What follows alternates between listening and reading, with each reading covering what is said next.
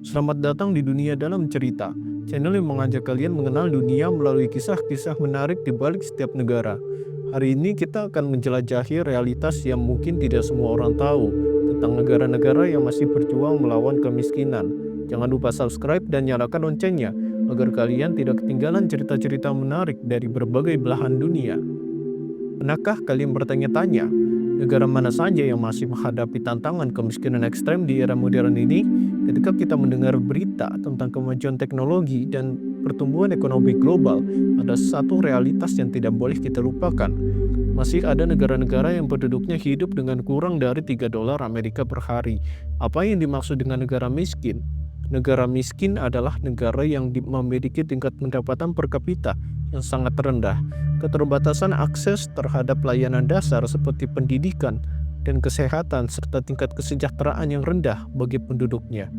Pengukuran kemiskinan suatu negara biasanya dilihat dari PDB atau produk domestik bruto per kapita. Ini adalah total nilai ekonomi sebuah negara dibagi dengan jumlah penduduknya. Semakin rendah angka ini, semakin miskin negara tersebut. Yang menarik, sebagian besar negara dalam daftar yang akan kita bahas hari ini berada di satu wilayah, Afrika Sub-Sahara. Mengapa demikian? Mari kita telusuri bersama kisah di balik angka-angka ini. Mari kita mulai dengan 5 negara termiskin di dunia berdasarkan PDB per kapita. Peringkat pertama adalah Sudan Selatan dengan PDB per kapita 960 US dollar.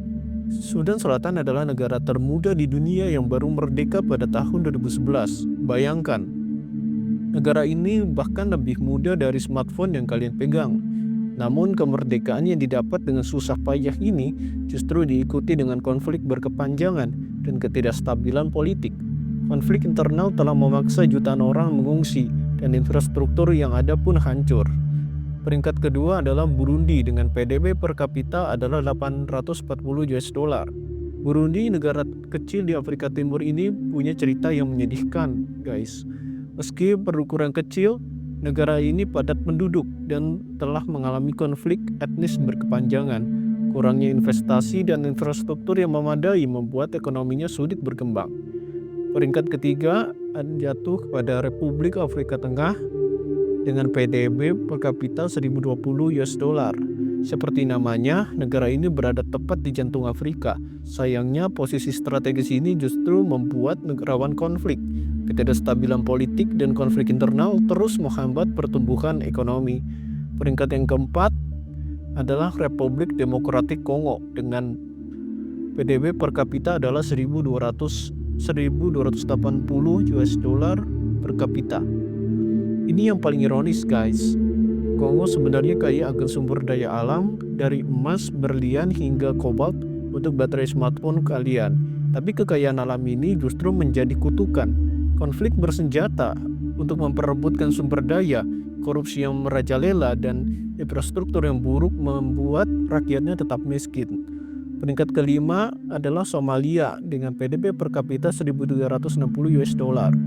Somalia punya sejarah panjang konflik dan ketidakstabilan politik, ditambah dengan ancaman kelaparan dan kekeringan yang terus berulang. Negara ini menghadapi tantangan berlapis dalam membangun ekonominya. Sekarang mari kita lanjut ke 6 negara berikutnya. Mozambik dengan PDB per kapita adalah 1.650 US dollar. Negara di Afrika Tenggara ini tidak hanya menghadapi ketidakstabilan ekonomi, tapi juga sering dilanda bencana alam seperti siklon dan banjir. Niger dengan PDB per kapita 1.510 US dollar. Bayangkan hidup di negara yang sebagian besar wilayahnya adalah gurun Sahara. Kekeringan, pertumbuhan populasi yang cepat, dan akses pendidikan yang terbatas menjadi tantangan yang utama. Liberia dengan PDB per kapita 1.620 US dollar, negara yang didirikan oleh mantan budak Amerika ini baru pulih dari perang saudara yang berlangsung selama 14 tahun.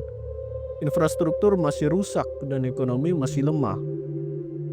Negara Chad dengan PDB per kapita 1.640 US dollar, konflik internal, korupsi, dan infrastruktur yang kurang berkembang membuat Chad sulit bangkit. Negara Afghanistan dengan PDB per kapita 1.690 US dollar, setelah beberapa dekade konflik, Afghanistan masih berjuang membangun kembali ekonominya dengan infrastruktur yang hancur. Malawi dengan PDB per kapita 1.700 US dollar, negara yang bergantung pada pertanian subsisten ini juga menghadapi tingkat HIV atau AIDS yang tinggi, yang mempengaruhi produktivitas ekonominya. Pola dan penyebab. Kalian pasti sudah menyadari polanya kan? Hampir semua negara ini berada di Afrika Sub-Sahara. Mengapa wilayah ini begitu rentan terhadap kemiskinan? Pertama, warisan kolonialisme. Banyak negara Afrika baru merdeka dalam 50-60 tahun terakhir.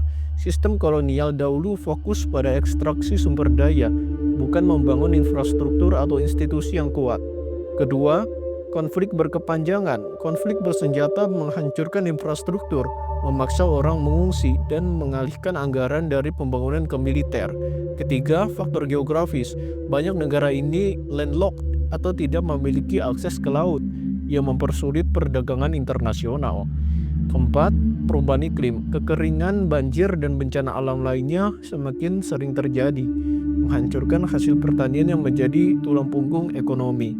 Kelima, tata kelola yang buruk. Korupsi dan ketidakstabilan politik membuat investasi sulit masuk dan pembangunan terhambat. Indonesia dalam konteks global. Nah, mungkin kalian bertanya-tanya, bagaimana dengan Indonesia? Berdasarkan data Global Finance tahun 2024, Indonesia menempati peringkat ke-90 dalam daftar 100 negara termiskin di dunia. Ini turun dari peringkat ke-70 pada tahun 2023. Tunggu, jangan sedih dulu. Peringkat 90 dari 100 negara termiskin artinya Indonesia masih jauh lebih baik dari negara-negara yang kita bahas tadi. PDB per kapita Indonesia sekitar 4.000 sampai dengan 5.000 US dollar, jauh di atas negara-negara dalam list tadi. Yang penting diingat, ranking ini tidak sepenuhnya mencerminkan kondisi ekonomi keseluruhan. Ada faktor lain seperti distribusi kekayaan, tingkat pengangguran, dan indikator kesejahteraan lainnya yang juga penting. Teman-teman, angka-angka yang kita bahas tadi bukan sekadar statistik. Di balik setiap angka itu, ada jutaan orang yang berjuang untuk kehidupan yang lebih baik setiap harinya. Tapi jangan pesimis dulu ya. Ada banyak upaya yang sedang dilakukan. Organisasi internasional seperti PBB, World Bank, dan berbagai NGO terus bekerja memberikan bantuan. Program-program pembangunan infrastruktur, pendidikan, dan kesehatan terus digalakan. Bahkan negara-negara ini sendiri tidak tinggal diam. Banyak yang mulai stabil secara politik dan menunjukkan tren positif dalam pertumbuhan ekonomi. Yang bisa kita lakukan sebagai global citizens adalah tetap peduli dan aware terhadap isu-isu global seperti ini. Siapa tahu suatu hari nanti kalian bisa berkontribusi dalam mengatasi masalah kemiskinan global, baik melalui karir, penelitian, atau bentuk kepedulian lainnya. Itu dia cerita di balik 11 negara termiskin di dunia. Apakah kalian punya pertanyaan atau ingin tahu lebih dalam tentang salah satu negara ini? Tulis di kolom komentar. Jangan lupa like video ini jika bermanfaat, subscribe untuk cerita-cerita dunia lainnya, dan share ke teman-teman kalian. Ada saran negara atau topik apa yang ingin kalian bahas selanjutnya? Sampai jumpa di video berikutnya di Dunia Dalam Cerita. Keep exploring, keep learning.